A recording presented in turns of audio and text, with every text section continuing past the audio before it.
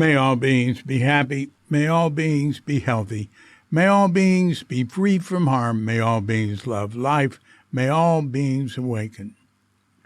Welcome to another Cuke Audio podcast. I'm DC, Poobah of Cuke Audio and Cuke Archives, doing our bit to help preserve the legacy of Shunryu Suzuki and those whose paths cross his, and anything else that comes to mind. I pray that you and yours are safe and comfortable, free from economic hardship, and able to get out and do whatever it is you want within the limitations of the universal precept of do as little harm as possible. So today we have a guest, John Steiner. And John came to the San Francisco Zen Center in 1967, and Nelda Fuesta brought him. And I love it. He says, yeah, Nelda turned me on to LSD, pot, and Zen. And that was great. And, then he heard about Tassajara and he wanted to come. And it was just a few months before the first practice period. But it wasn't like it became later where you have to pay all this dues and sit and go months and months or a year or whatever before you can get to Tassajara. This was our first practice period. And so some people got in right away. We had people come down the road, become not only good students, but priests, teachers. I mean, they just come in checking it out, And Dick Baker had an uncanny sense. Paul Disco pointed this out to me. And Paul's one of the people he picked up on right away. Paul just came in. He'd been to Tassajara before the Zen Center owned it. He just came in to check it out. And bang, before you know it, he's the head builder. I mean, overnight. And Nils Holm came in 1968. And he was drunk and stoned. The first time he'd ever smoked pot. He had been in Big Sur. And down in the baths, Dick Baker started talking to him. And right away, Dick picked up, this is somebody we could use. I mean, Nels was a Danish carpenter.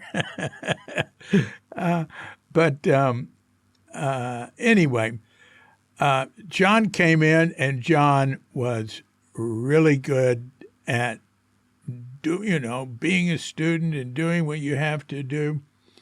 And let me say something. He makes it very clear here that he was a rich kid, and it was something he had to deal with. And that's what I've found.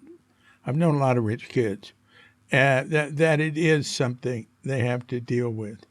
And sort of problem a lot of people would like, right? He's got a great line in here. I don't want to spoil it for you, but it has to do with the MacArthur grants. Anyway, some people think that those of us, I grew up, I never had to do anything. I had everything I wanted. Our family wasn't rich, but it had enough. And my father had died when I was young, so I was really in charge. My mother was extremely tolerant and understanding. She'd say, well, why don't you go out and get a job like your friends? I said, well, because I don't have to. But I was always active in doing things. I did work at home. I liked playing the guitar, writing songs, writing poetry, messing around with my friends. But anyway, the whole point of this is I think there's an assumption that people who come from well-to-do families are from families where they didn't have to fend for themselves, where everything was provided for them. A lot of us had that we weren't as good workers. We wouldn't be as good at working as people that came from a poorer family where they were having to scrap to get whatever they could get. And that. And let me tell you, I was work leader at Tassajara, at Green Gulch, and at the city center. And I had people working with me there, not only when I was work leader, I was assistant director, I was director. I ran the dining room for years. Rich kids were good workers. That's what I found. And there was, I did not find a correlation that I would have expected. Actually, I found the opposite.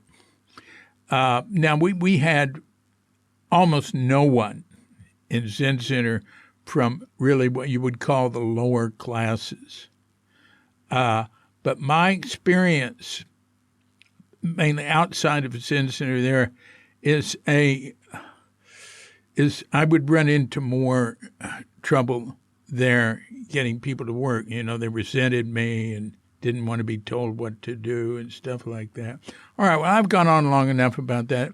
I just want to say it's a point I've really never made, but which I've definitely noticed.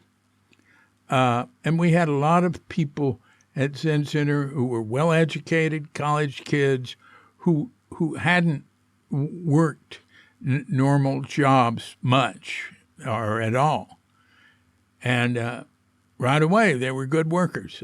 That was my experience. Almost everybody was. Why?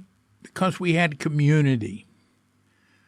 It really wasn't about whether we were haves or have-nots. We were community. We were together. We were doing it for each other and for ourselves. It was very harmonious. Even if we were bickering with each other and had resentments or whatever, the overall thing that was happening there in the early Zen Center and a lot of society, of counterculture type society, it was cooperative, and it was idealistic, and it wanted to improve things and make a better world and all that.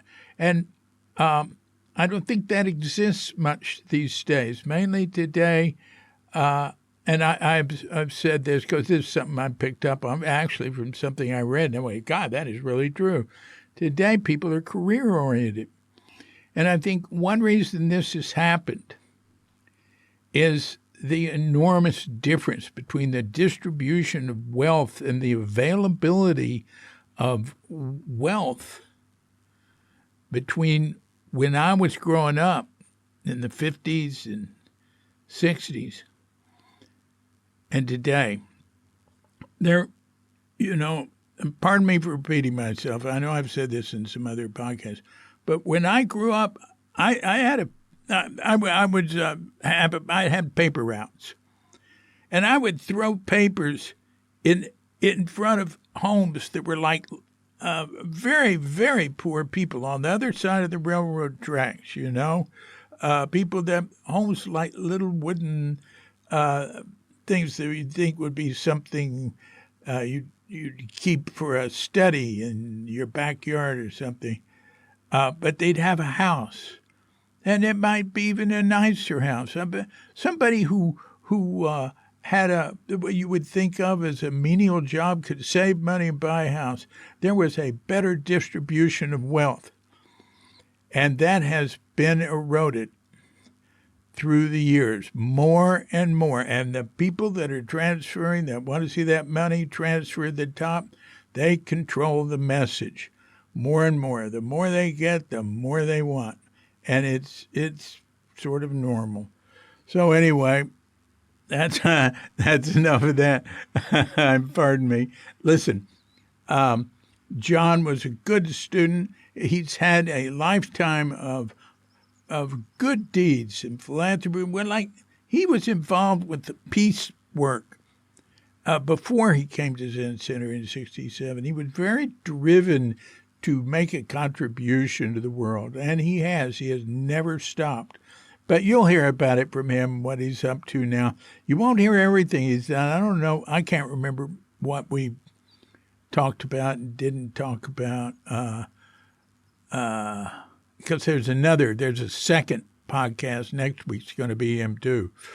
But, I can remember back then he put out a magazine called Evolutionary Blues, with great concern about the environment and how well we were going to evolve together. Yeah, really, very impressive. So, see, I don't have to say anymore. That's enough. And, this is like a lot of the podcasts.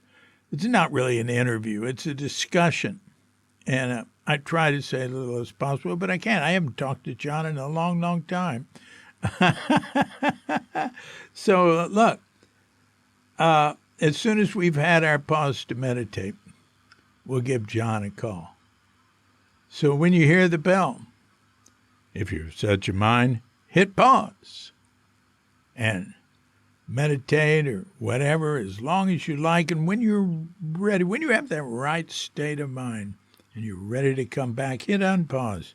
And we'll be here to hit the bell to end the meditation or whatever. And we'll give John Steiner a call.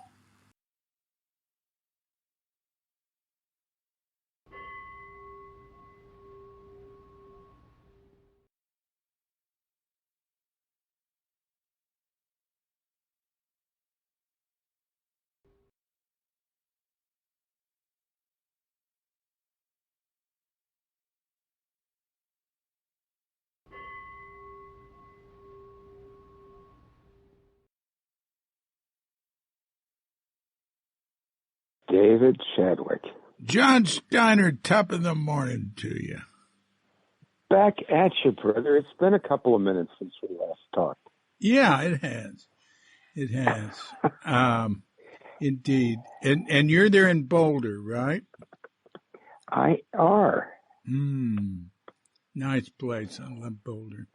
And I was thinking at some point before too long, we should just do a Zoom catch-up, and we can use my Zoom room. Yeah, sure. It would be great to see you. Yeah. We'll do a little of that right now. What are you doing? Right? What are you involved with right now? I mean, at this very moment or in my life? Whatever you want to say. Now, so tell me, are we recording this? Yep. And do we edit it, or is it all just part of one recording?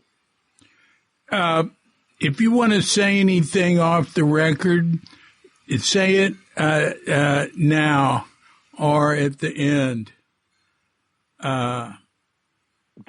All right. So, first reaction is personal. Margot had a knee replacement a few weeks ago, and so we go through that together. She's doing very well. Mm-hmm. I had a hip replacement last January, also successful. Good. We're gonna be grandparents for the first time in April. Yeah. Anyway, really? Sure really? That's congratulations. That's great. Yeah. And in the meantime, our son, the prospective father, blew out his knee and is having to have ACL surgery tomorrow. So, it's like, it's always this and that. What was he doing to injure his knee? He was playing basketball and he came down on somebody's foot or ankle and ended up on the floor in pain. Oh. So life goes on, and and probably like you, some very dear friends of ours are wrestling with potential terminal illnesses, and we've lost dear friends and colleagues, and we're grateful to be alive. Yeah. Grateful to be alive. That's well said. Yes. I remember old people saying when I was a kid, just take care of your health. That's the most important thing. And I believed them, but, it didn't really concern me much. Well, I had a dear friend when I was living in the Bay Area. Yeah. All those decades ago, a marvelous woman named Elsa Knight Thompson. And she had worked with Edward R. Murrow. Yeah, I remember her. She worked for KPFA, I think. Exactly right. She helped start Pacifica. Yeah. And we got together around some kind of media program. She died in her late 70s. We became very close friends. And she was the first older person that I'd ever met who really was still growing and learning. Because somehow I must have had this, this unconscious picture that at some point it all stopped. And it wasn't so much a model at that time. It's like I took note.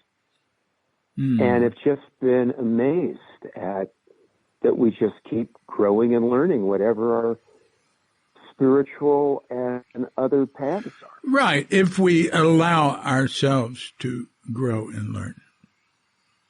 If we continue to have beginner's mind. Yeah, right. If we're truly blessed with beginner's mind. Right. Yeah. Elsa Knight Thompson, she interviewed Suzuki Roshi and Richard Baker, and I have that on Cuke.com. It's not the greatest interview in the world. Dick kept sort of getting in there, but and it wasn't Suzuki at his best, but I've got it. Well, bless her soul. She was a great woman in her own right, but certainly a great woman of radio. Right. In our era. And I'm sure she was very close to Richard Moore. You remember him? Vaguely. All right. Dick Moore lived in Muir Beach. And so I got to know him and his wife and, sons pretty well. And he was a founder of KQED. And he was the one that put Alan Watts on. And I kept up with him, and I was visiting him in the Redwoods, the retirement community in Mill Valley, where we had some other friends. And, Dick was a little cynical and like too critical sometimes, very sharp. And he was writing very obscure poetry, in his 90s there. But he had some regrets about promoting Alan Watts. And I said, what, are you crazy? Alan Watts was great. That was really important. Just because you knew him and knew he was very flawed as an individual and would come into the studio drunk, he still, when he went on air, he was sober. Well, Alan Watts and Trungpa. Yeah. Whoa. I mean, just you can argue it both ways. Just because they were awake doesn't mean they necessarily were developed at certain psychological levels, and vice versa. No, oh no. But it's just remarkable. Yeah. Ken Wilber has a lot to say about that in terms of human development. Yeah, I remember that. He had, I used to know him years ago. I'm not a neighbor of his now like you are. See, he didn't dismiss people because of their faults. He was greatly criticized for his praise of Da Friedjohn's books, Baba Friedjohn, Da Levananda, and he said, that he was being attacked for that. He said, look, I'm just talking about what he wrote. And it was a very clear exposition of the perennial philosophy or however he stated it. And he realized that the weakness that gurus had weaknesses, teachers had weaknesses, and some of them were different from others. He felt Suzuki Roshi's weakness was his health. Anyway, go on. No. I mean, we can. One of my favorite Alan Watts quotes from his book on Taoism, which was, at least this is how I remember it: the Tao man sits down with the Zen man, but when his knees hurt, he gets up and walks away. Yeah. Yeah. Yeah. Yeah. Yeah. Yeah, that's true. But it's interesting. You know, I am just so moved yeah. to see the Zen. Go ahead. Well, I mean, speaking of hurt knees, I'm just so moved seeing the retirement community that was started by Zen Center and now will include many other people open up. Yeah. In Marin County. Yeah. I mean, I know that's been in the works for a long, long time, but it's just, anyway, I just find it very moving. Yeah, it's been now. We go on, elaborate on that some. I want to make sure I understand what you're saying. Well, I'm forgetting. You know what I'm talking about, correct? No, don't assume I know what you're talking about. Well, because I don't remember. Zen Center has helped open up a retirement community for aging Zen monks to go and live out their years. You know, where all of the needs and facilities are going to be offered. Oh, like you mean kind of an old age home.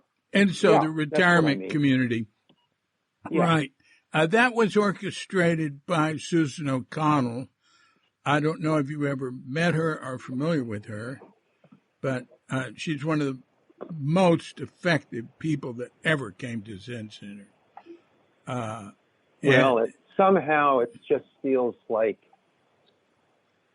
it just feels like a completion of that community of all these years. Yeah. Not that it's ever complete. Yeah. And it also, I have been very moved. I had the privilege when I was a senior in college to take a course with Eric Erickson. Oh, yeah. And was very, very touched by his life cycle. Yeah, that was at Harvard. That was at Harvard. And the 8th stage of the life cycle, which, you know, basically he took Freud's 3 stages and just kind of tracked them through life and gave them what he called them psychosocial stages. But the last stage is called integrity versus despair. And we all go through that at the, you know, toward the end of our lives, of just making sense of our lives and what's worked and didn't work and what we wished and, you know, the whole psychological, but it's very much of a spiritual, I think, acceptance of really just as it is. Mm-hmm. And, but there's some connection I feel with that with INSO, of just allowing integrity for people to live out their lives with integrity in community and being given so much of what they gave. Yeah. Well, INSO is people who have been with Zen Center over 20 years can go to INSO and retire there for free. Other people can buy into it, you know, and live there. You know, it's in Healdsburg. It looks pretty.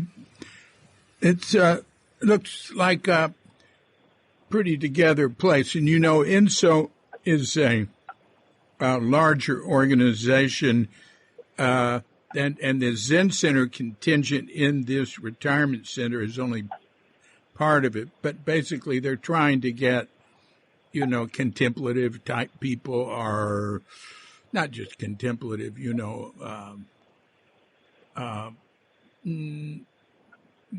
You know, more sensitive, aware. I'm searching for a word. No. At least while they and we still have those faculties available to us. Yeah, right. You know, like you, I mean, I'm just watching friends and family go through dementia and Alzheimer's. So as long as we've got it, we're lucky. Yeah, David, I'm going to circle back to the first question you asked me, what am I doing? Yeah. So, you know, in the outer world, and as you know, I mean, my major work all these years has been kind of in the social change world. We can get into more of that. But Oh, yeah. Mostly it's around the election in 2024.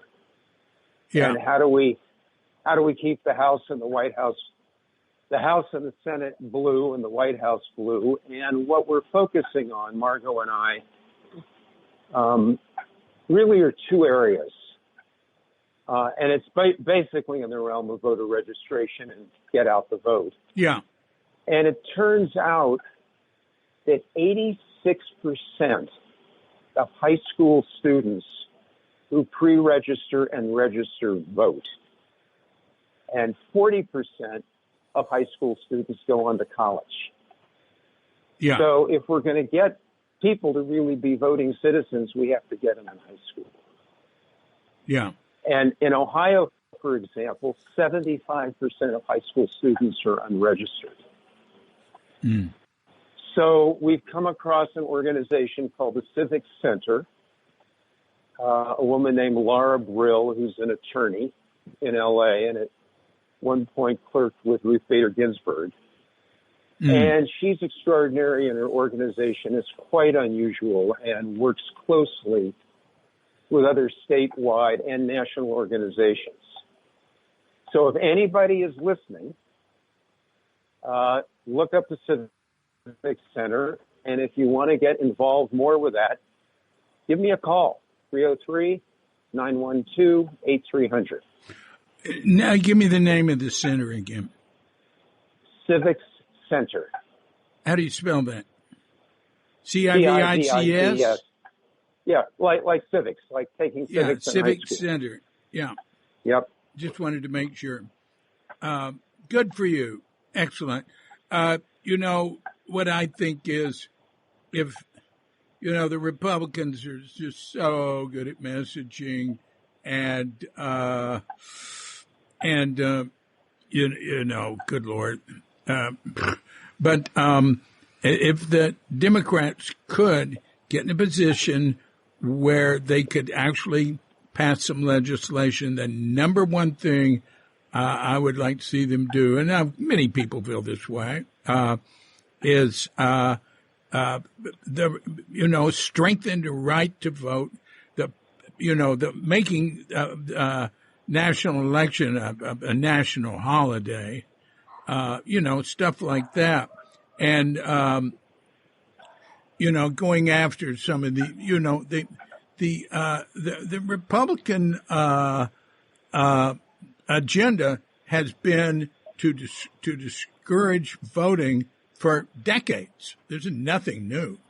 Doing everything possible. The fewer people who vote, the better their chances are, because their core voters will pretty much show up. And what do you think about that? I think I agree with you. And if we had the votes in Congress, the laws that you're talking about will be passed. And I think it's given what we're up against, in particular with folks like Cornel West and Bobby Kennedy and No Labels. To me, it's all about voter registration and getting as many people out to vote as they can. The other interesting thing about high school students, pretty much across the board, it breaks 2-to-1 Democratic. Yeah.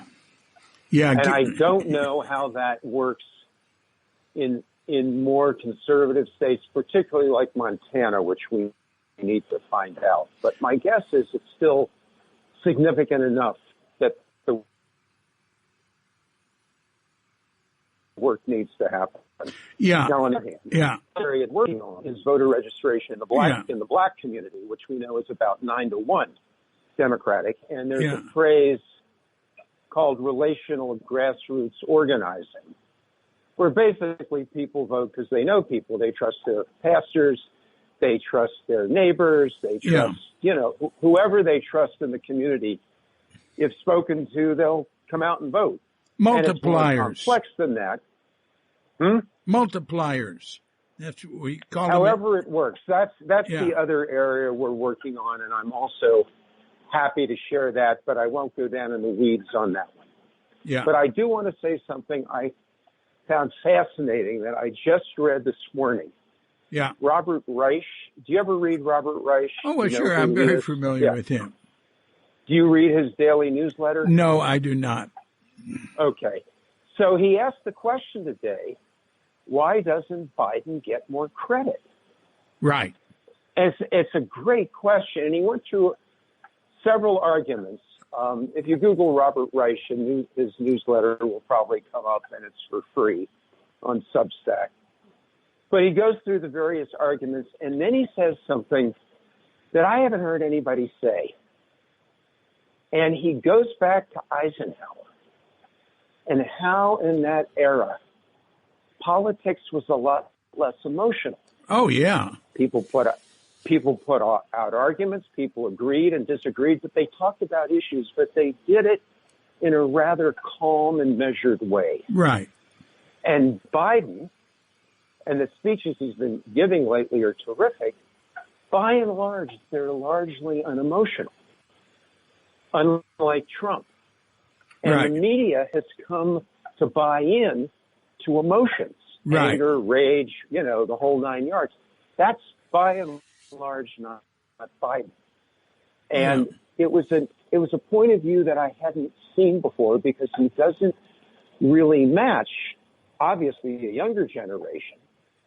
But Trump has been, and bless his damaged soul, he's brilliant. And the media has kind of, over the years, the Republicans have been very good with emotions and anger and getting the media to respond the way they want them to respond. That's right. And they don't respond the same way to Biden. And in the end, Reich's point was, the argument that the Democrats should make is, do you want a mature elder in the White House, or do you want a child? Or do you want somebody who's childish? Yeah. Difference between being childish and childlike. So anyway, I just found that fascinating. Yeah. And it allowed me to understand something I really hadn't quite understood before. Yeah. Yeah. Yeah. I agree. Do you want an adult in the White House, or do you want someone who's childish? I think childish is the way to say it. And throws temper tantrums on a regular basis, right? And they're getting worse, right? But we'll see. It's a very fluid situation, and from a witness point of view, what's going on in politics and all the poly crises, tragic and horrible and awful as it is, it's kind of a real opportunity for witness consciousness and detachment. Or what I'll say, I have always loved the third patriarch. Life is easy as long as there are no preferences. But I think that's right. From my point of view to say, well, we've got preferences, but no expectations. Right. Well, but anyway, I'd love to hear your bigger view, almost at the level of creation and destruction, of where we are on the planet in our lives, going through stuff that I don't think we ever could have imagined when we were Zen students together back in the 60s. Yeah. Well, I'll think about that and tell you later. Right now, I want to hear yours. Well, David, we'll save it for our next conversation. Right. But I want to hear yours. Now, you have been, what I've seen is you being involved in politics in a rather lofty way. You're always involved in some, when you're involved in politics, you're involved in some sort of essential way of looking at the way it's structured and you're not, I don't see you being a true believer, worshiping any particular candidates as much as looking at the way things are structured and the problems in it, the way things are managed, the way things they're set up, and the way people's consciousness is, and how to help it to evolve in a healthier way. So what do you think? I think I'm going to say thank you for that perception, whether it's right or wrong. Yeah. Yeah. But I'll take off from that. I mean, it's an open-ended. Yeah. What I call it's more. Yes, I mean it's the observation of the old line that the personal is political and the political is personal, and that ultimately, it's about consciousness change. And I still go back to, the work done back in spiral dynamics. Say that again. Or not. Say that again. Do you know the work of Don Beck and Claire Graves and spiral dynamics? I just assume I don't know anything, and tell me about it. Well, I'll give a quickie. So, Claire Graves, who was Beck's teacher, who I got to know well, and who Ken Wilber knew well, and it's how I met Don. And Ken Wilber relied on a lot of Don's work in his all-quadrant model.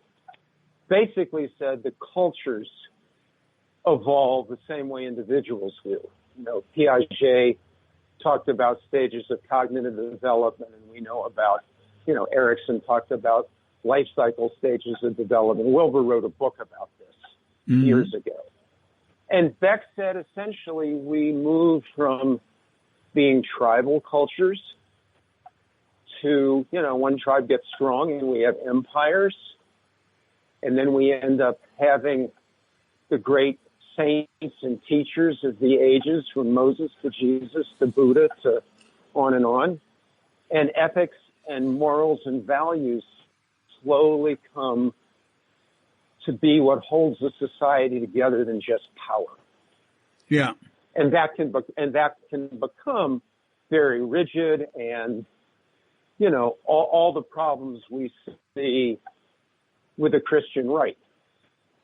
And all of these memes, as they're called, Graves gave them colors, which I won't go into here.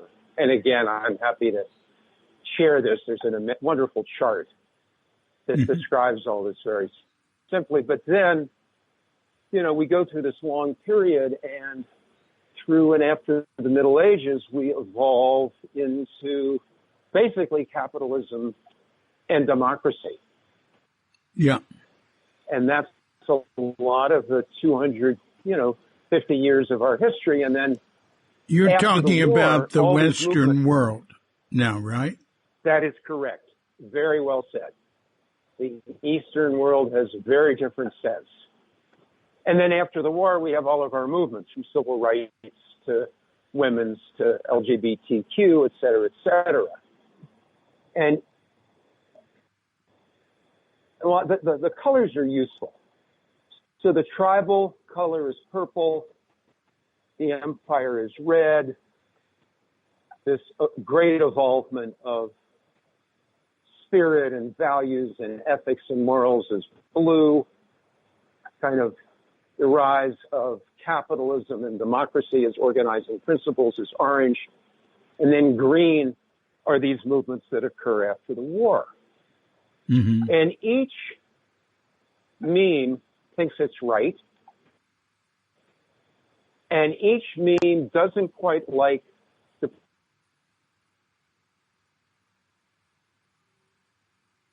preceding memes.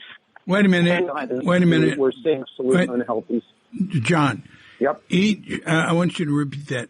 Each meme doesn't quite like. We're calling each of these developments as memes. Right. And each of these memes has a healthy side and an unhealthy side. For example, we need rules and regulations. Right. To run a country or to run an organization. Yeah. And when those aren't there, we get into trouble, which we're seeing. Right. When people don't want to play by the rules. Right. I mean, capitalism has been incredible, and it's destroying the planet. Right. And we're slowly seeing an evolvement, going back from consumer capitalism to stakeholder capitalism. And that's a much longer conversation, obviously. And all these movements have been terrific in terms of opening consciousness and bending the moral arc toward justice. Right. But each of these memes thinks it's got the answer and it's right.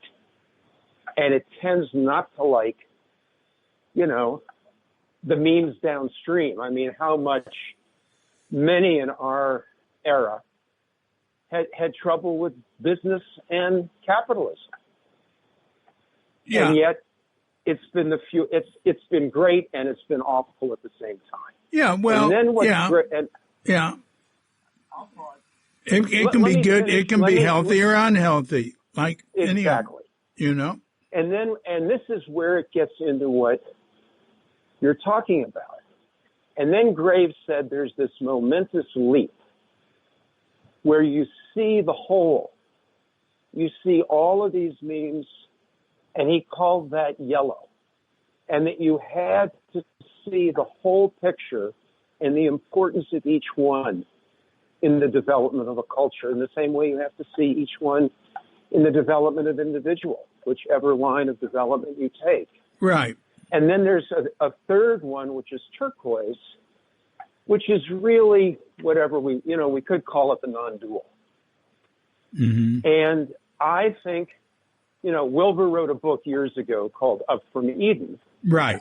And his kind of sad analysis at that point, and these are 8 stages that were between stages 2 and 3. As a species, as we can see, we're not very evolved. Yeah. And I'm not sure where he'd say we are now. And Margot, my wife, had a phrase years ago, beat the clock with mass extinction. And the clock is what we're talking about, is the evolution of consciousness.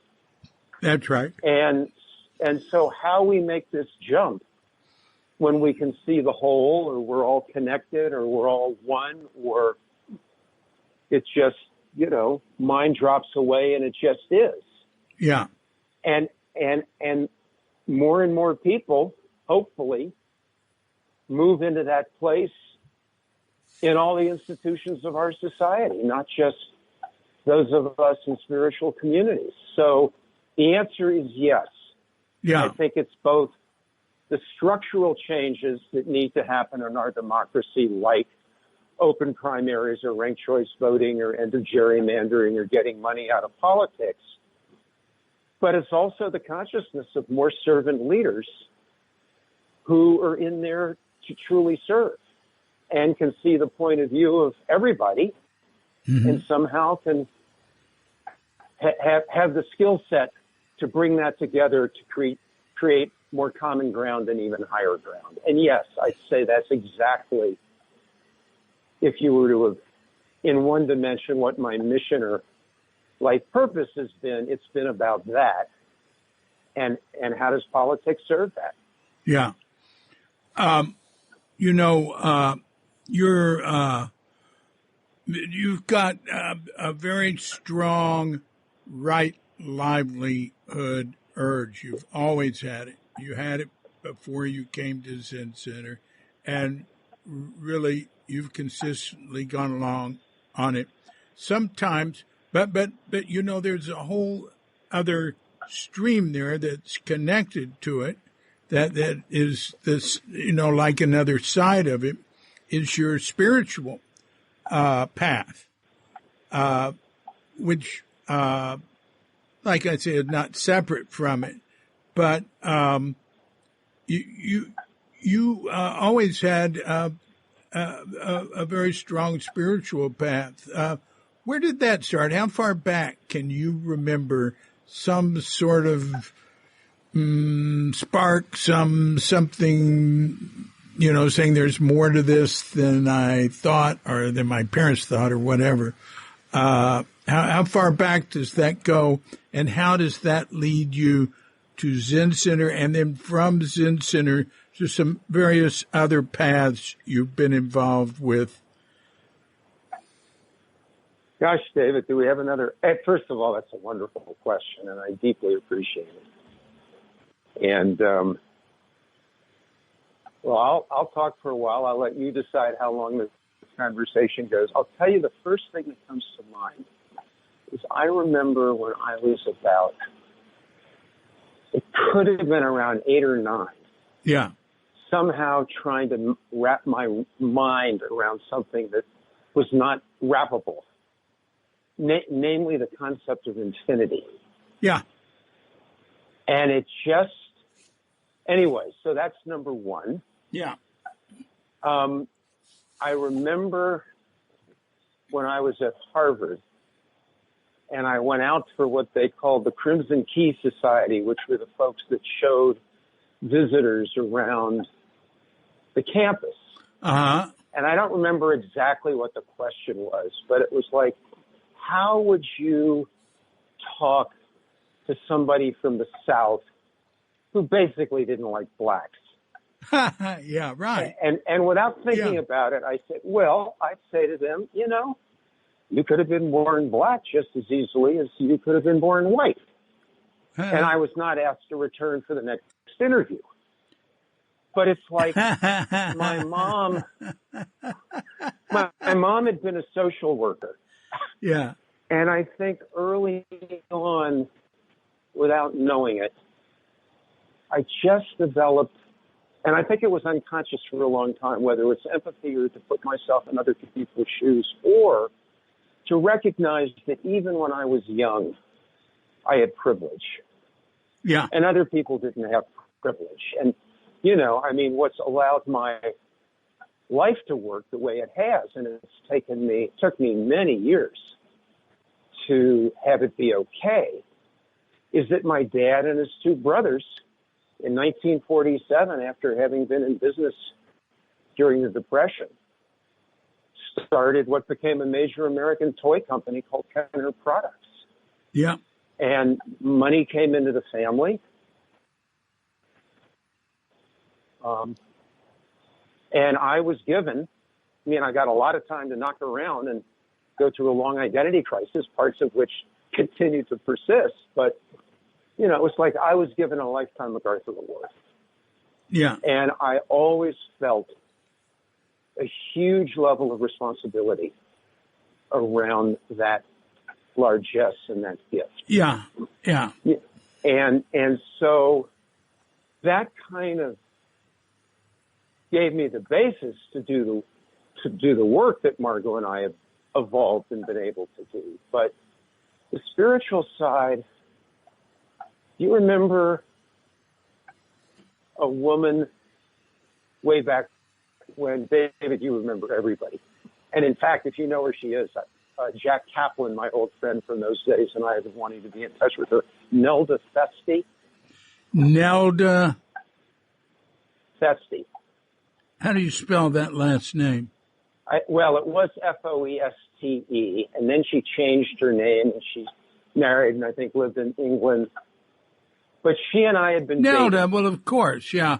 Yeah. I don't think we know where Nelda is, but I can, I can make sure.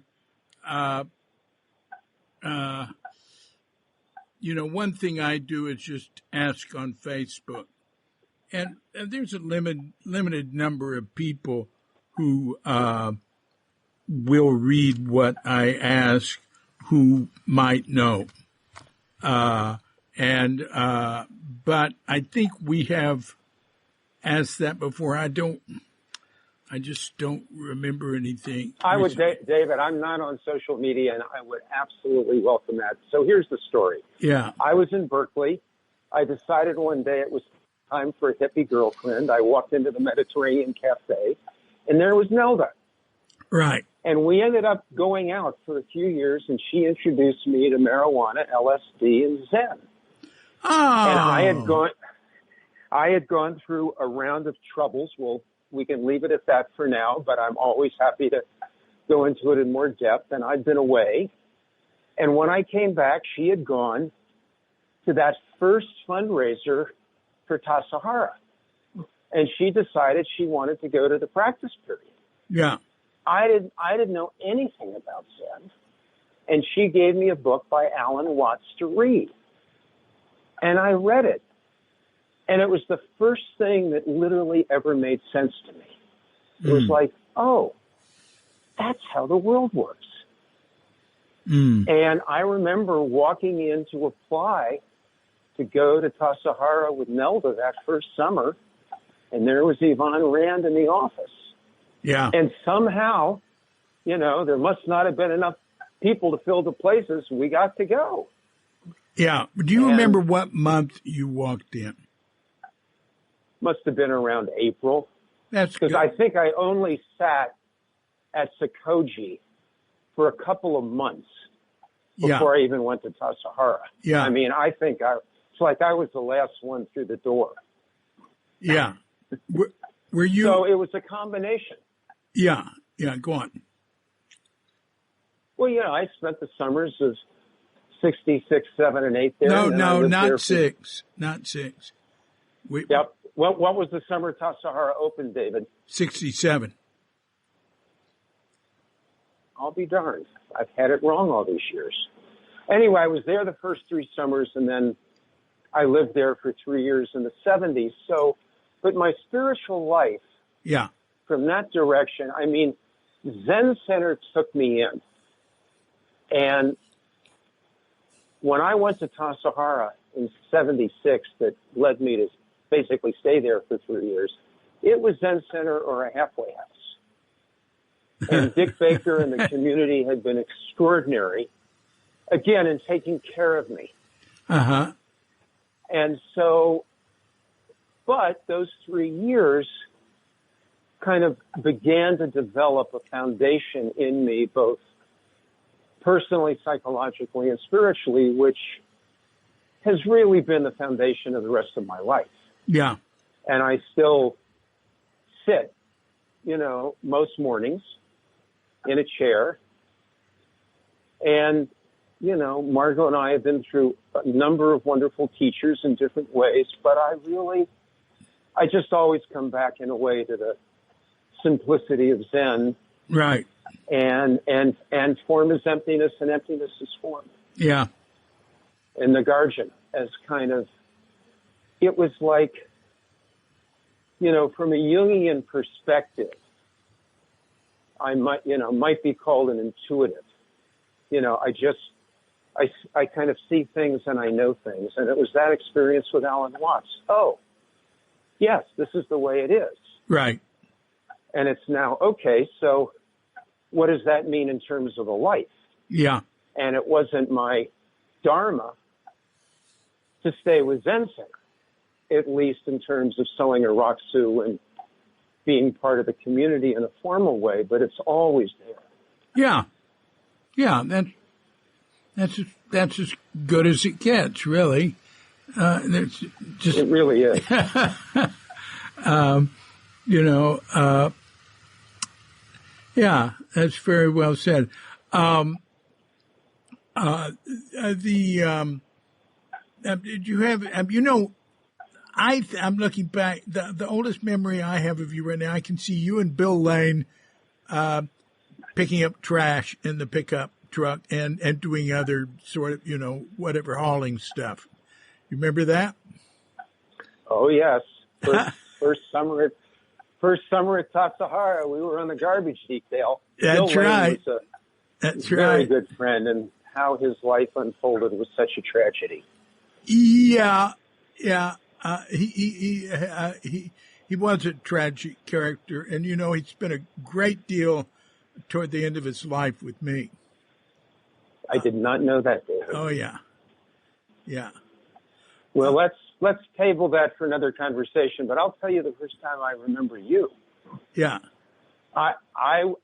This is how I remember it. I don't remember who sat to my left that first training period, but I think Bob Halpern sat to my right, and I think you sat next to Bob. Uh-huh. And yeah, I remember that. Yeah. And the thing I remember about Bob was it was summer and the flies were out. And I just had enough, and I was literally about to swat a fly. And Bob Halpern's arm literally reached out and stopped me from swatting that fly. in the middle of a zazen period. And I'm sure it was like the noon zazen period. There weren't flies and you couldn't see anybody in the morning or at night. Yeah. That's good. That's good. I like that. Yeah. Bob was great at spontaneous acts that sometimes might have gone a little far, but often were like really impressive. David, do you think that could somewhat be a description about you as well? Well, the trajectory of your life and Bob's are very different, and I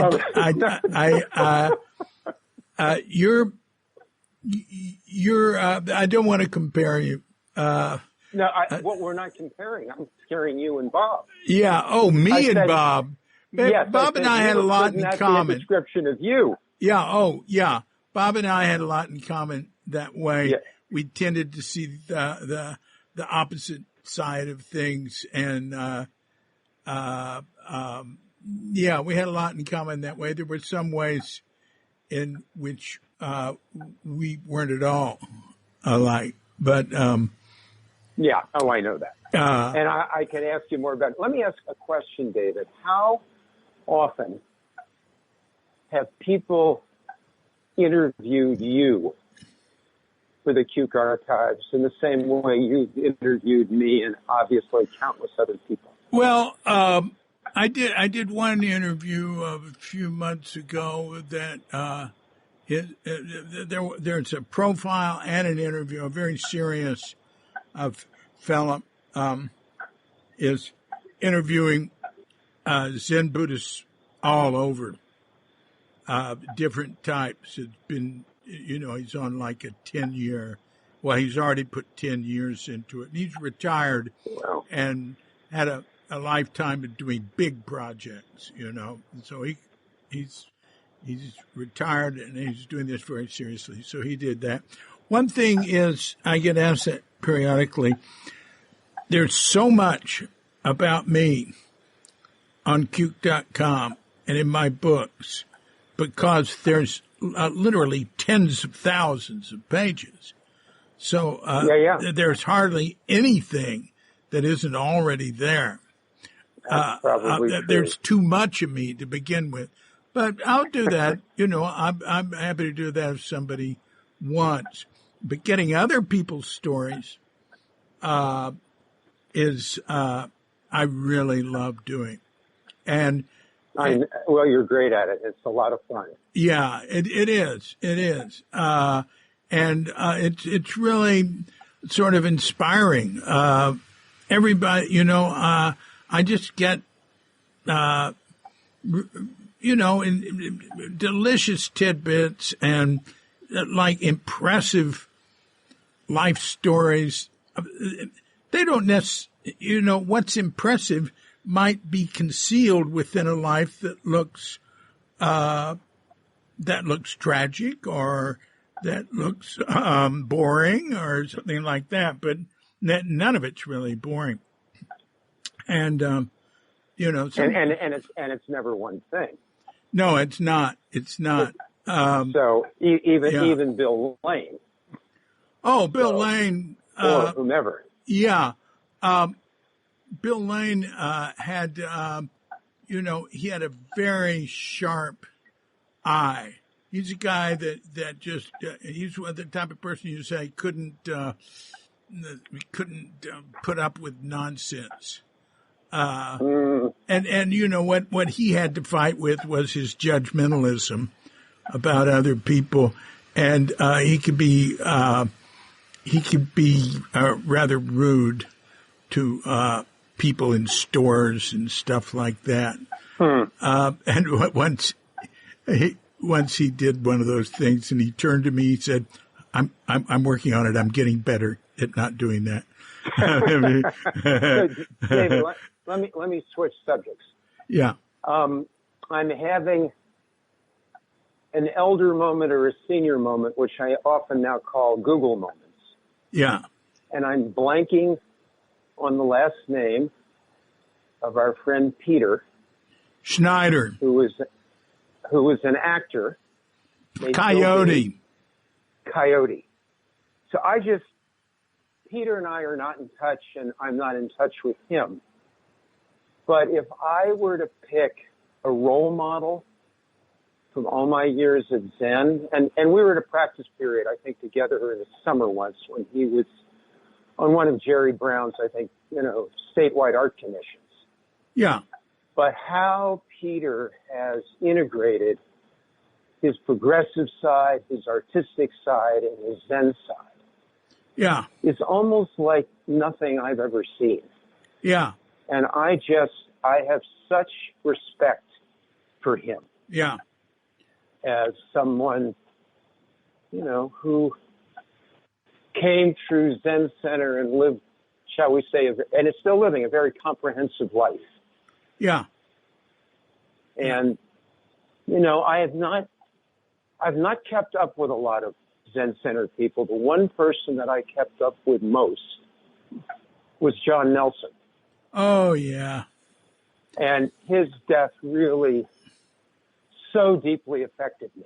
Mm. And I used to stay with John and Kim when I was in Washington, and if I didn't stay there, we'd always have a meal together. And John, like Peter in a different way, sat every morning, I think, his entire life, as long as he could. Yeah. And what he did in the world, starting with Huey Johnson. Right. When he was with Huey at the Nature Conservancy, and then on and on and on in Trust for Public Land. Right. He was, we used to call him the Laughing Buddha. Because he had always laughing, great sense of humor, and, just did so much. I'm sure that the depth of, or his obituary in some depth about what he did and who he was involved with in his lifetime is somewhere in the archives. But, there are many greats, many stars in our firmament. Of course, everyone is one, as you're really alluding to. But Yeah. he was a dear, dear friend for decades. Oh, yeah. Yeah. I really liked him. He lived in Muir Beach for a long time. Yeah. So I'd see him a lot there. He was also very helpful. There's certain types of things, if I was involved with, I'd let him know.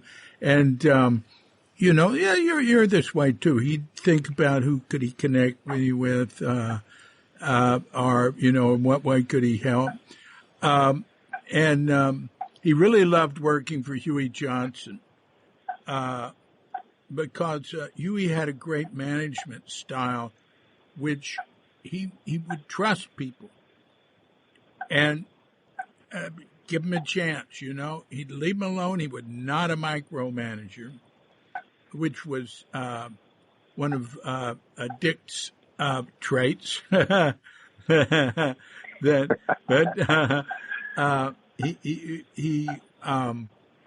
Anyway, Huey Johnson was really something, and John working with him for TPL was great to watch, and yeah. Well, John really, you're alluding to it. John really was a bodhisattva, but I'll tell you my favorite Huey Johnson line. Yeah. Which is one of my favorite descriptions by one person of another that I've ever heard. It came up because I mentioned it to someone yesterday. Stuart Brand, so they say, once called Huey a thug for God. Uh-huh. Great line. Anyway. Hey, I'll give you a Huey Johnson line. Yeah. He said, some people get heart attacks. I give them. My uncle once said to me, part of growing up is when you stop asking, now what does that person think of me? And you say, well, what do I think of them? Yeah. Same, almost not quite. That's a preliminary to what you're saying. Yeah. I hear you, David. Yeah. By the way, question.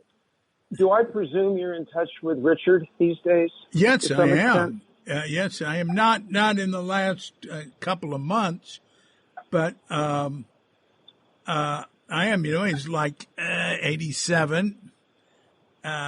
Birthday in July, I think. No, his birthday's like in April, but we had the event for him in July, I guess, because they flew me there. That's the only time I've left Bali. That's the only time I've left Asia. Not true about Bali. In the last 10 years, they flew me there for the 20th anniversary of Johannesov and his 80th birthday. And I had a great time. And let me tell you, I love being at Johannesov. I love his group. I love being at Crestone. But the German place and the German students and being there, to me, is the most comfortable Zen group to be with. Well, please give him my love. Yeah, I will. Next time you talk to him. I mean, he saved my life, literally. Yeah. And we had a few little whatevers over the years, but we ran into each other on a plane because he also had a Airbnb and Zen Center in Boulder, which I think must still exist. Oh, it does. But it's Christopher Dillo. Chris Dillo runs it. He's German. He's the abbot there now, and he's married to Mike Dixon's daughter, Sophie, and she's an artist. And it was the Briar Rose bed and breakfast right across from Naropa. Well, that may well be where we last saw each other in person for breakfast one day. I think that is quite likely true. Yeah, it's been a while, but then that's more. Yeah, that's true. Yeah. Yeah. Because I was staying there. So, Yeah, I love that place. Well, I'm glad to hear how comfortable it is. Margot and I had a breakfast with Mike and Dulcie Murphy in Mill Valley a couple of years ago. Mm-hmm. And, Michael, I think going on, must be 93 or 4 now. And it was wonderful hearing his ongoing brotherly relationship with Richard all these years. Oh, yeah. Yeah. No, the people that are closest to Richard, I'd say Mike Murphy, number one, but Paul Lee, who died last year, very close. And, of course, Earl McGrath going back. I mean, Dick told me Dick was shook up for quite some time after Earl died. Earl was very important to him. I mean, they were in the Merchant Marine together. And right. And, Earl had an illustrious career. He was president of Rolling Stones International. He was Jim Carroll's manager. He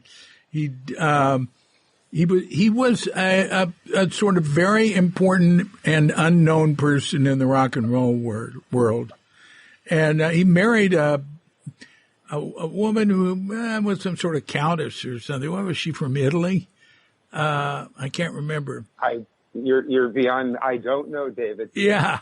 but I'll tell you, there was another person who was very important to Richard, who I got to know a little bit, and who I adored, namely Nancy Wilson Ross. Well, of course, yeah.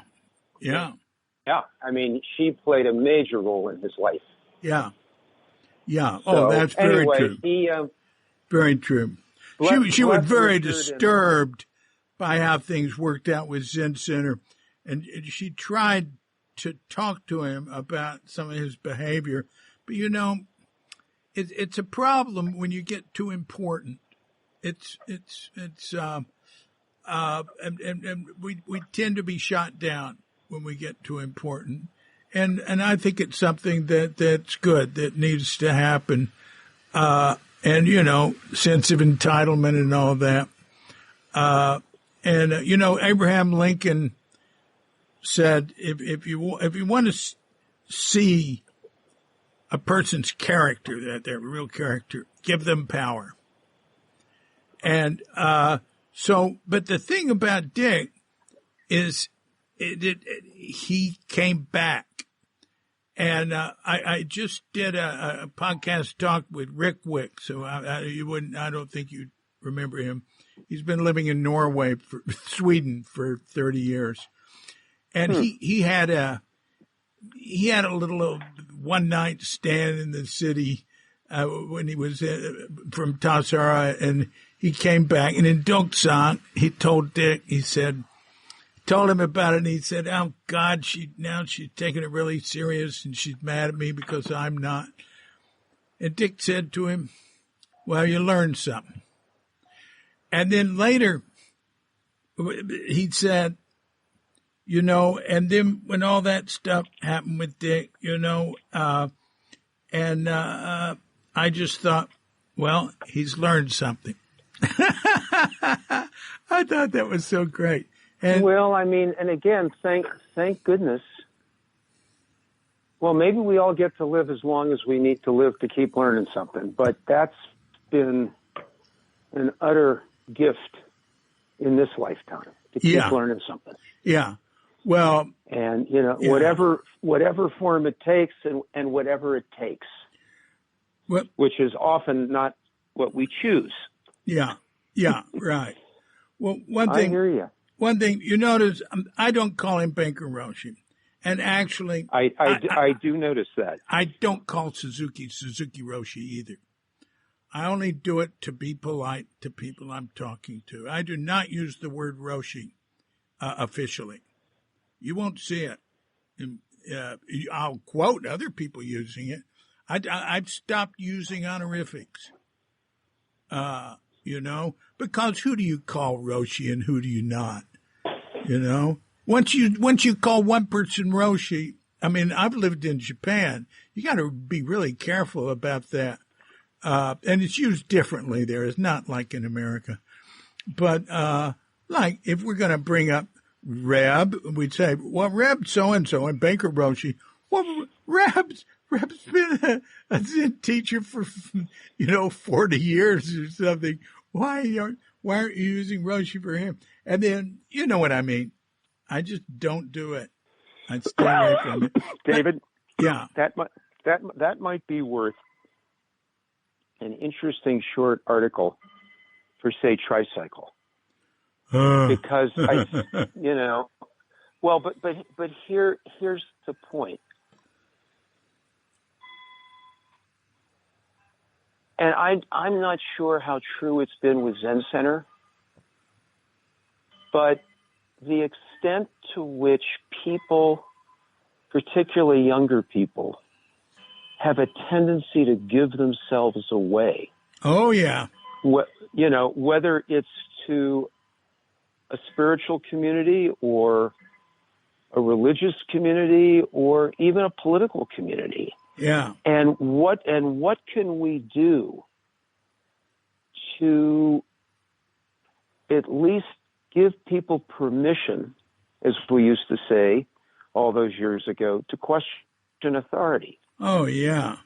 Right, question authority. But what you're saying isn't something I've heard very often. And I think it's really important, and I think it's the kind of thing that could move through the Zen world and the spiritual world, because it's an issue in every situation. Yeah.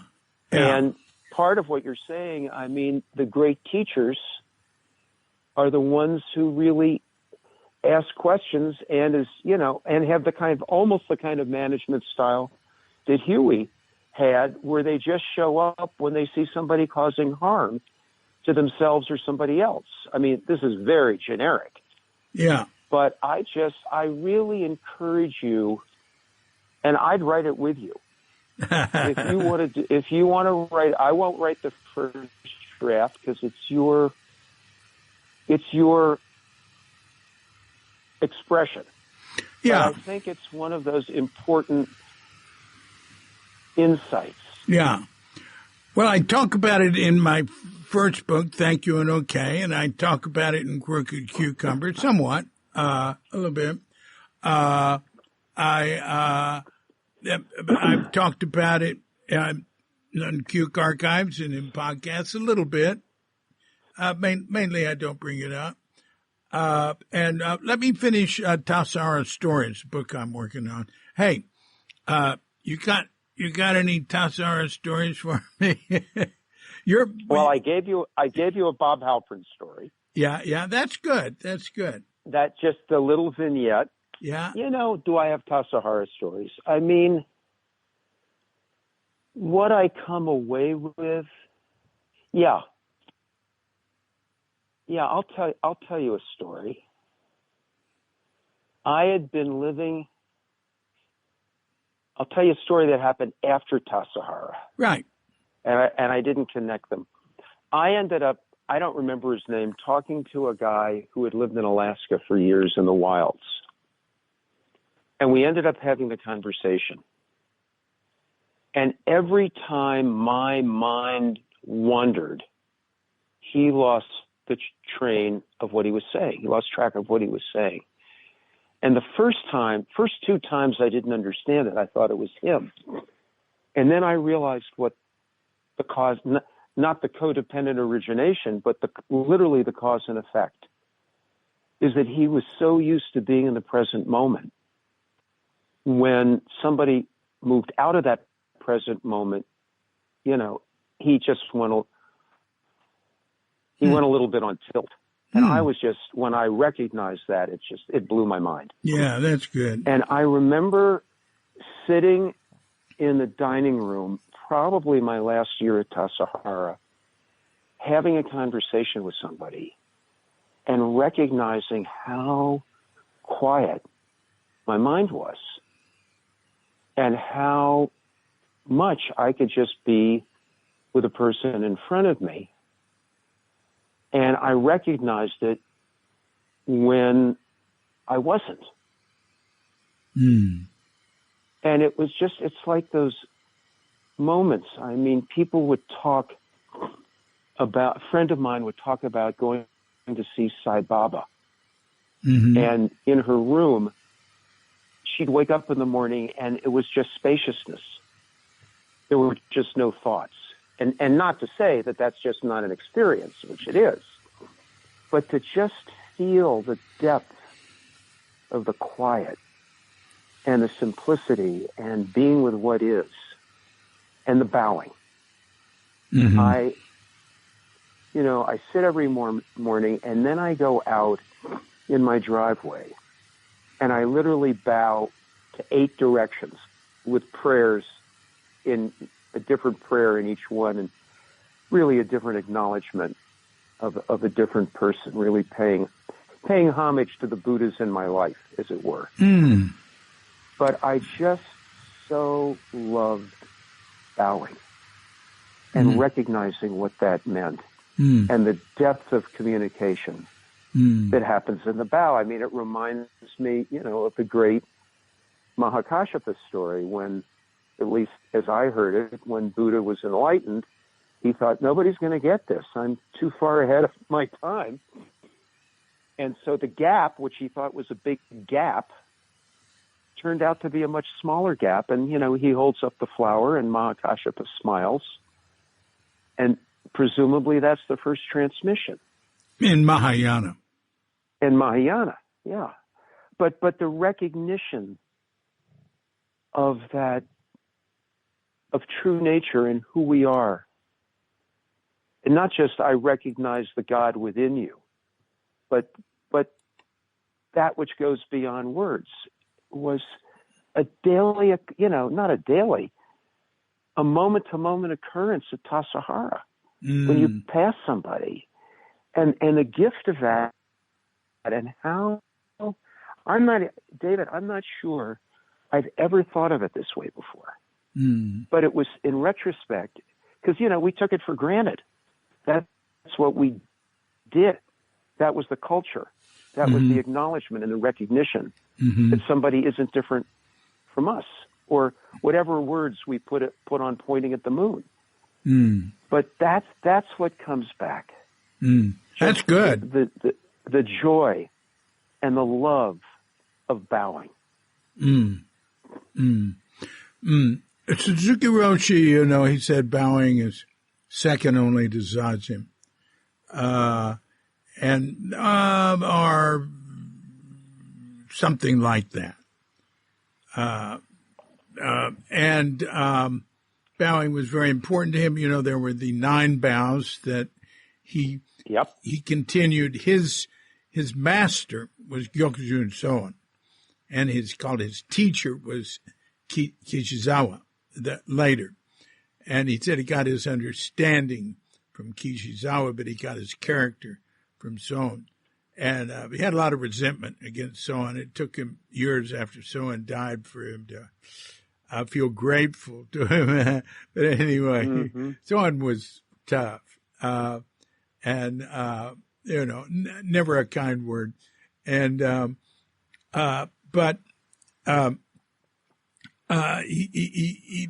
Soen could see that little Toshi, what's his name is a young monk, right? Little Toshi, which is Shunryu in another pronunciation, I think, Toshi. But anyway, it doesn't matter. He could see that he was resistant to this prostrate vow. So instead of doing it 3 times in the morning, do it 6. No, not 6, 9. This is what happens to President Biden and to Donald Trump. They put the wrong words in there and just keep going, and I do it. This is not a problem with either one of them. The problems are not that, because that doesn't interfere with your judgment or overall ability to function. That's a normal thing that happens when you get older. But and it's funny to me that I would say 6. I know it's 9. It's 9 bows. But anyway, that's a long enough correction. All right, there's that type of bow.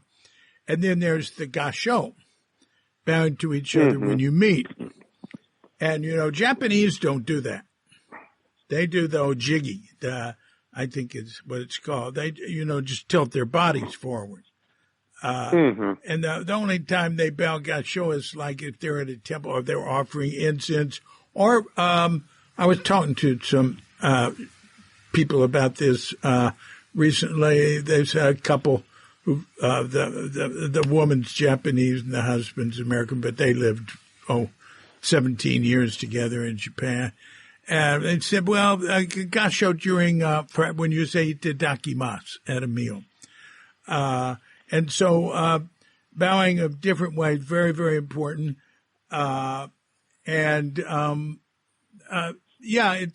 It's something that he emphasized way beyond anything I've seen anywhere else, including Japan. I mean, I'd be at Eiheiji and gasho to monks walking by, and they just sort of, bend their bodies. Well, they don't gasho to each other like that. Very seldom would see it. And also it's hard to institute it in the group without it being sort of awkward and, people. I mean, the way Suzuki did it was so natural, right? It was just totally natural, but we would tend to stop and have a serious bow and then walk on. There was that type. There were people wanted to do just put your hands together when you pass. So in a sense, we could see the difference between each other and how we gashoed, how we bowed, did that, and socially developed it to be more and more graceful in time. But it's a rule now, things get more instituted. It's a rule, people go there, they're expected to do that. Well, the person who's bowing, aside from Suzuki Roshi and Dick, that I remember most, and I think of him often when I bow, was Paul Rosenblum. Just as you said, he had we all had our distinctive bows. He had a particularly, to me, distinctive bow. But let me if let me change the subject, and I'll tell two more stories. Yeah. And this is one of my favorites, and you probably remember this because I think he told it, Suzuki. I'm going to try now to just say Suzuki. But Suzuki told it every so often. So it's his first day or night as a monk in the monastery. He's probably 13 years old. And the master says, it's your job to get up in the morning and ring the bell to wake everybody up.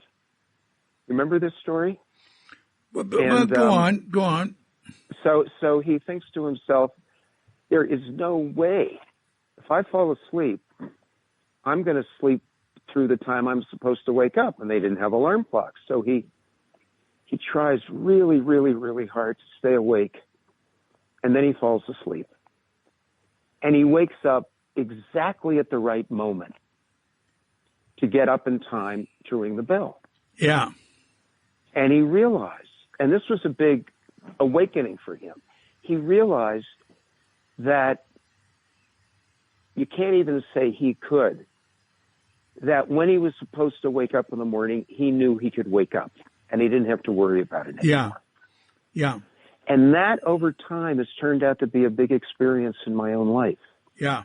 Of how often I'll have some idea of when I'm supposed to wake up, and I'll wake up either earlier or later, and I'll have just enough time to do what needed to be done that morning. Yeah. And the subset of that story, is that I got to drive Suzuki Roshi to the, where was it? Down on the peninsula, Zendo. Los Altos Zendo. Yeah, Los Altos Zendo with the guy who was probably still alive and practicing, who ran that and became a Zen teacher. Les K. Les K. And he falls asleep in the car. And it's just me and him. And I'm not quite sure what exit to take. And I just, I didn't have an anxiety attack, but it was getting close. He wakes up 100 yards before the exit and says, "That one." Oh, good. Yeah. And, and we must have all had stories like that. But yeah. He was, people who were just tuned in. Yeah. At whatever level of tune in we can describe it. Yeah. He would, he talked about how he would sleep on the train and just wake up right in time to get off at his stop. Mm-hmm. One time when he didn't, which was very disturbing to everybody, was when his mother died, and he took the train. Maybe he was grieving, but he didn't get off in Yazoo. He kept going like to the end of the line or something. And the way he told it maybe he didn't tell it, maybe I heard it from family members, was that, he just spaced it out because, they all had just all these space out stories about him. But it could have been that he just wanted to be alone for a while. And it's hard to get alone in Japan, I'll tell you. Well, when I was, living on Page Street one day, and I'm sure this is not an unusual story, I get a call from Okasan saying, "Suzuki Roshi's at the dentist and he's forgotten his teeth. Could you run them down, please?" And I went over and got his teeth in a little container and drove to Union Square. And sure enough, the dentist nurse was right there waiting for me to take his teeth upstairs to the dentist's office. Wow. That's pretty good. Great old times that they become richer in the telling, David. And part of this time together, it's like, for me, it's been, they aren't new stories, but they're so rich and alive. Yeah. In the context of our conversation. I'm going to bring up a story that you were in. Now, the most, if I look at the stories that are the most commented on, that made the biggest impression. Number one would be Richard Baker's high seat ceremony. Incidentally, I think we should call Suzuki Shunryu. That's what we call all the other masters. I mean, Dogen had a Japanese last name. We don't even know what it is, Matsunaga, whatever it is. We don't say, I mean, they do that, Dogen, Zenji, that sort of thing. But mainly we just say Dogen. And I think we should just say Shunryu. Let me tell you, in Japan, they don't say Suzuki Roshi. They say Shunryu-san. I'm talking about people who studied with him and revered him. And outside of the temple I was in Okayama, inside the temple, it was Harada Roshi. Outside, neighbors would call him Harada-san. That's just absolutely normal. And in America, it's like, somebody called up Bill Kwong and said, "Hi, Bill." Somebody who'd known him, he said, "Kwong Roshi." One thing, you don't call yourself that. And actually, it's better not to call your own teacher that around other people. You call their master Roshi. You denigrate that which is you, are close to you, and you elevate that of others. That's just boilerplate Japanese politeness and consideration. Anyway, all right, enough of that. So the mountain seat ceremony of Dick from Shunryu, that's number one. And the funeral gets high marks, but that's after he left our after he died. I'd say number two is the story that you're in. That happened in 1969 on the day of a peace march in San Francisco, a march protesting the war in Vietnam. I'm setting the stage here. A person in back, I think it was Ron Browning, asked a question. Now, Ron had applied to be a CO and had very strong ideas about it. His father disowned him when he applied to be a CO. Just applied. Yes, it's a fascinating detail, but I realized later that Ron Browning was in Japan at this time. This is 1969. And he'd left for Japan in 68 and didn't come back till 70. So somebody said, "Why are we here, doing this when we should be out there marching with people against the war?" And Suzuki didn't understand him very well. Instantly, I wasn't there, but I've heard this story from so many people. I feel like I was, including you. Wonderful from you. Suzuki said, excuse me. And then you thought you'd be helpful. What happened then?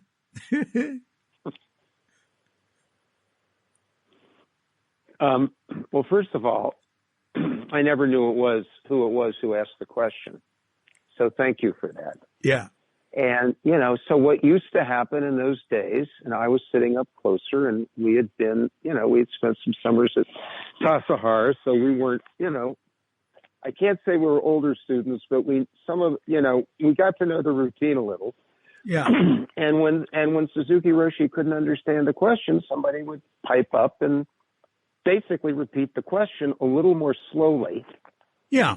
And hopefully a little more articulately than the question had been asked. Right. And so basically I said, the question is, why are we sitting here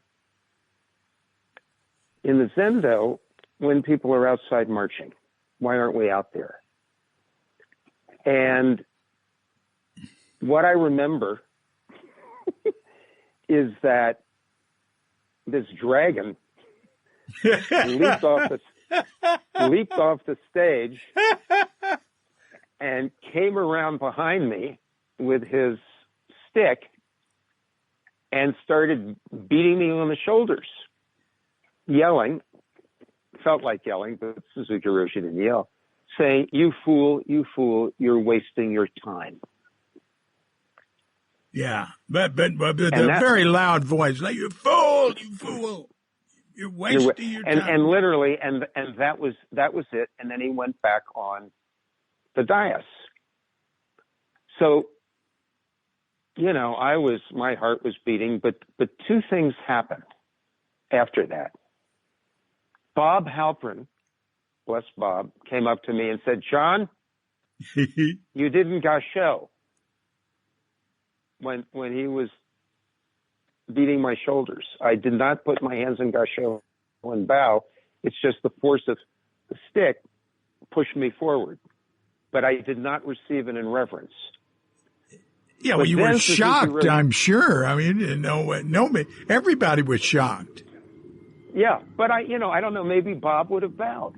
Maybe you would have bowed. I think he might have. Yeah. He might well have. Yeah. But then the most telling part of it, and I just still get full body chills, he came up to me afterwards, close to tears right now, and he put his hand on my shoulder. And I could see, so it must have been his left arm was bare, and I could see his, upper arm and the skin hanging down a little bit from his arm. And he basically said, during the war, I was a pacifist. And I couldn't stop my countrymen from going to war. And I never got over it. And, there was no apology. And he said, I was really in part expressing my own, what word would I use? My own, not discomfort. You might be able to help me here. My own sadness. Yeah, his frustration. My frustration, yes, that I wasn't able to have an effect. Yeah. And I think, as I've learned later, as we've watched peace demonstrations not make a difference, particularly in Iraq, which is a whole other conversation. But the interesting things so anyway, I really identified with him over the years, but a movie came out, and I may have to send you the title that a friend of mine from the Bay Area, who I knew back in those days, Steve Ladd, helped produce. And basically it was that the peace marches probably prevented Nixon from dropping the bomb. When all was said and done, they didn't keep us from going into Vietnam, and they didn't keep us from Iraq, but it may have kept us from that really ultimate tragedy. Yeah. And Ellsberg is part of that, and basically Ellsberg is the one who talks about it in the movie. And I'll get you the name of the movie, and I'll email it to you. Oh yeah, please do. But it's like, the great story of Gandhi, and I don't remember the full context, where he's watching a plane fly overhead that's going to drop bomb somewhere, and he goes into prayer. And somebody says, why are you praying? What you're doing isn't going to make a difference. And he says, how do you know? Yeah. How do you know what difference? Maybe not right here, but that's going to make. Yeah. And that's that was, so what difference, what here we are in the same worlds. And here Suzuki is still wanting us to wake up to the full reality. He's not saying don't go out and march. I think he's saying know who you are when you're marching. Yeah, that's true. But both personally and politically. And it's like preference for that expectation, but do everything you can, because that's what we're called to do. That's all we can do in this lifetime. Yeah. Is what we can try to do to make a difference in whatever dimension we're called. Yeah. Whether it's sitting on a cushion or marching or trying to get people to register to vote or dealing with mental health issues or literally just doing our own inner work so we can become more effective. Right. To support and serve other people. Right. And that's kind of what he was so vulnerable and so real. And I just never, obviously, ever experienced him like that. It was such a gift. Yeah. Yeah. To receive that personal communication from him. And there must have been other people around listening. But the fact that he would even come up to me afterwards and give me a bigger picture. Yeah. Was just, you can feel that moment will never go away. Yeah. And it wasn't just, it's the whole set of moments. So David, thanks for bringing that up again, because each time we share these stories, it deepens. Yeah. The whole field. Yeah. I want to add something that he wasn't really hitting you. He was hitting the whole group. Exactly. And he would even say that. He would say, yes, I might be hitting. And also the fact that you of course, you could say, well, it's because you asked the question, but he knew you were somebody who that he could do it with. He wouldn't have done it with somebody who'd freak out or wouldn't. I mean, he had an intuitive, instantaneous hit is what I would say, that it would, he could do it with you. And he would say that he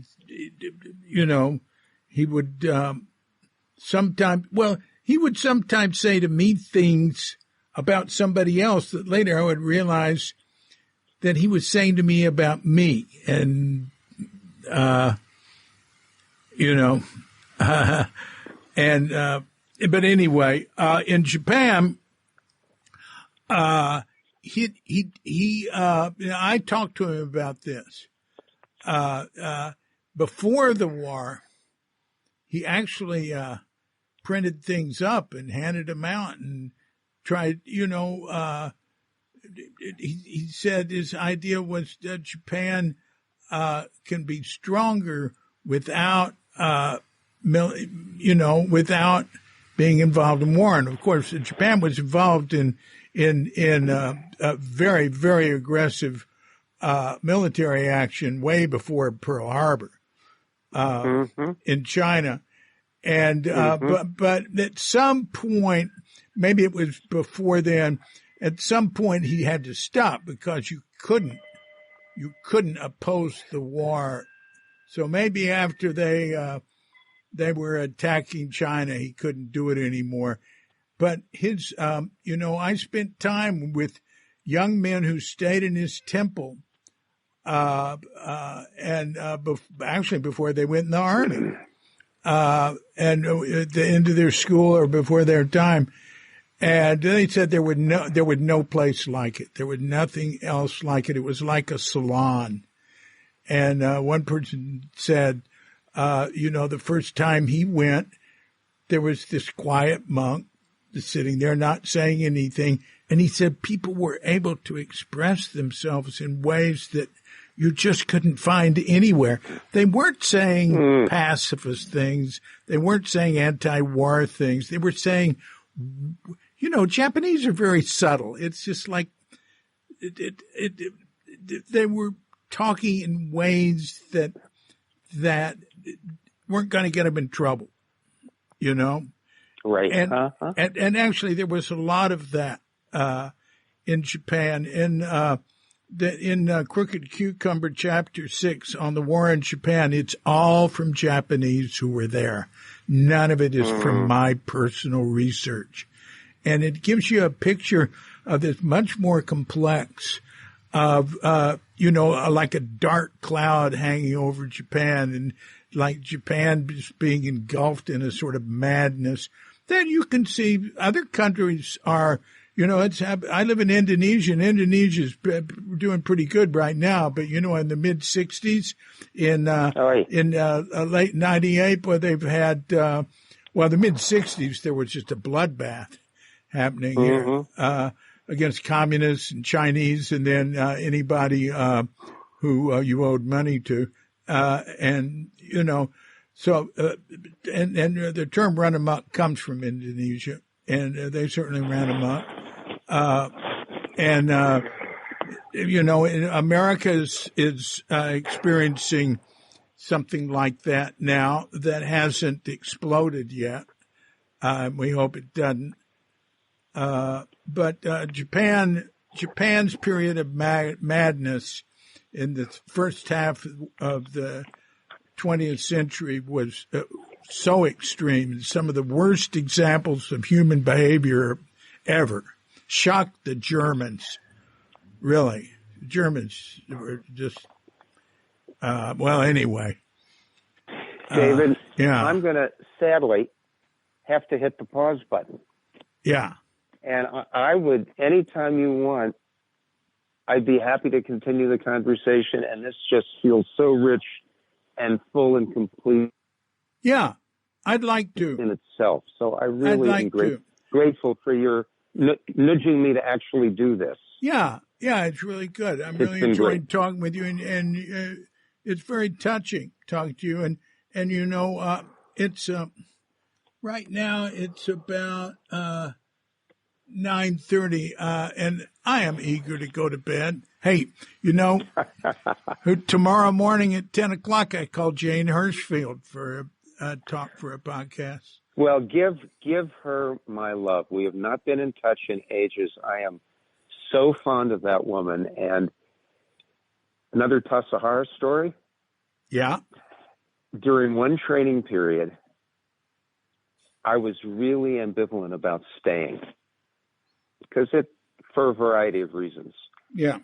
And I ended up talking to Jane, and she said, well, just sit with that ambivalence. And if that ambivalence lasts like 2 or 3 weeks, then maybe you should begin to take it seriously. But in the meantime, just watch the ambivalence come and go and see what it does. Smart.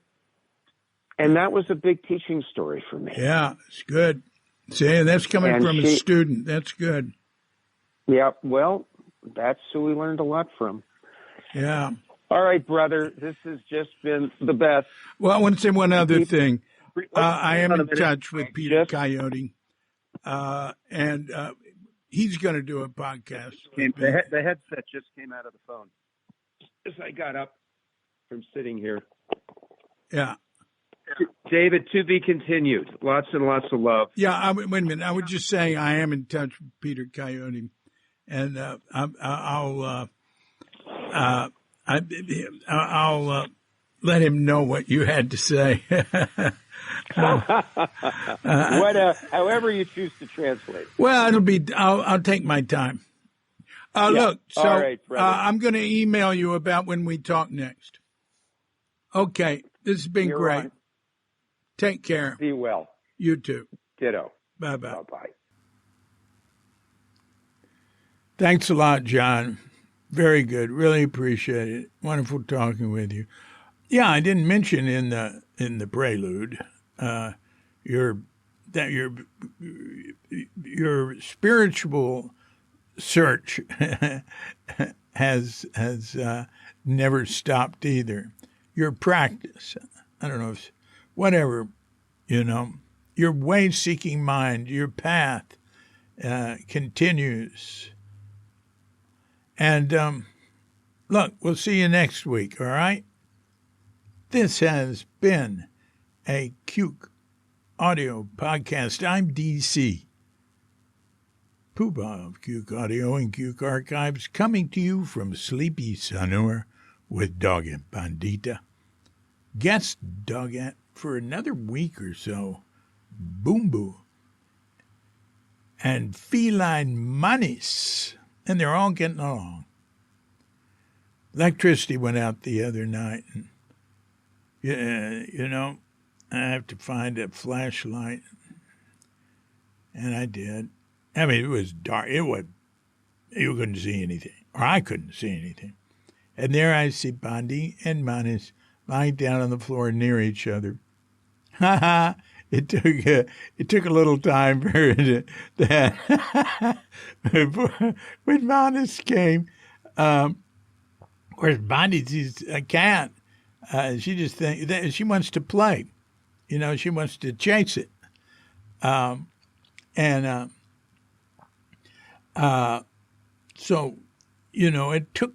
it was less than 2 weeks that she learned that they have to, coexist. And Manis, of course, all a cat has to do with Bondi is just turn around. Bondi's really small.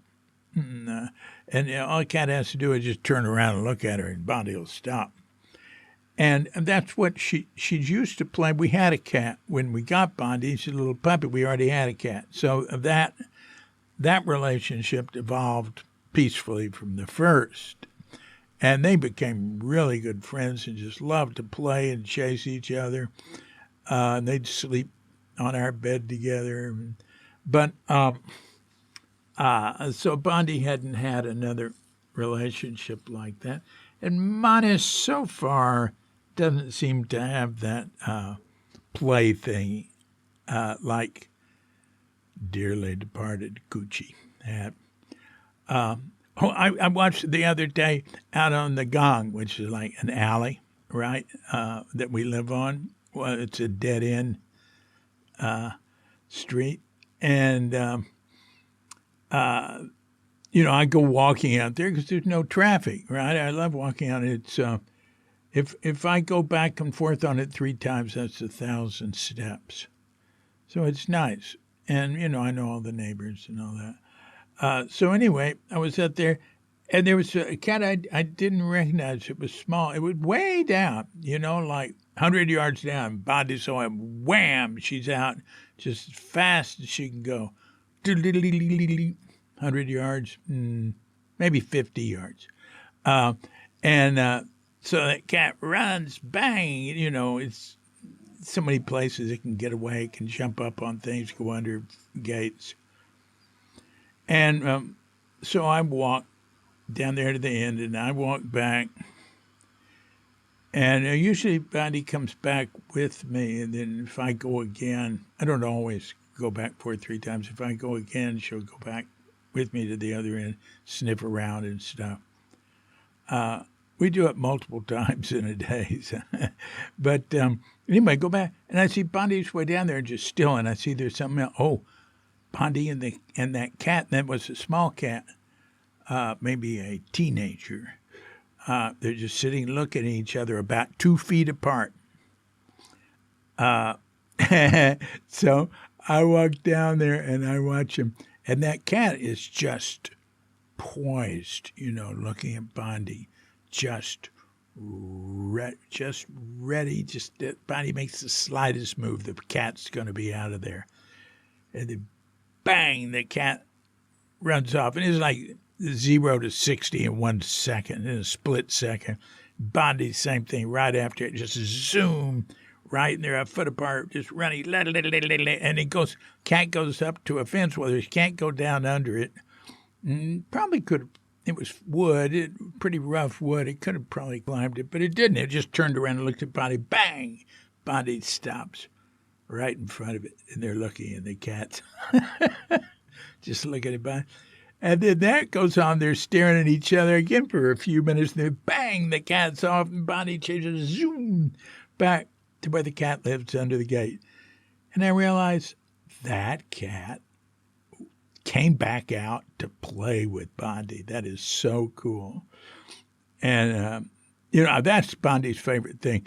One problem in walking her, she'll stay with me. I don't need to, I leave, a lot of times I'll walk with her. I'll leave the leash loose. But if there's traffic, I don't. I have to hold on to it.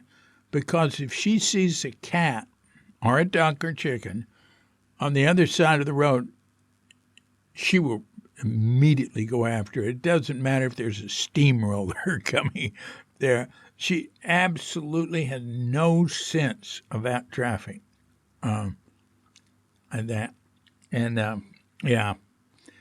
So got to walk with her with the leash. But, once we get to the beach, bang, she's free. Or even near the beach, there's a whole long walkway, another gong, very long. Now, that's over 100 yards to the beach. As soon as we get there, even though there's motor scooters going in and out there, doesn't matter.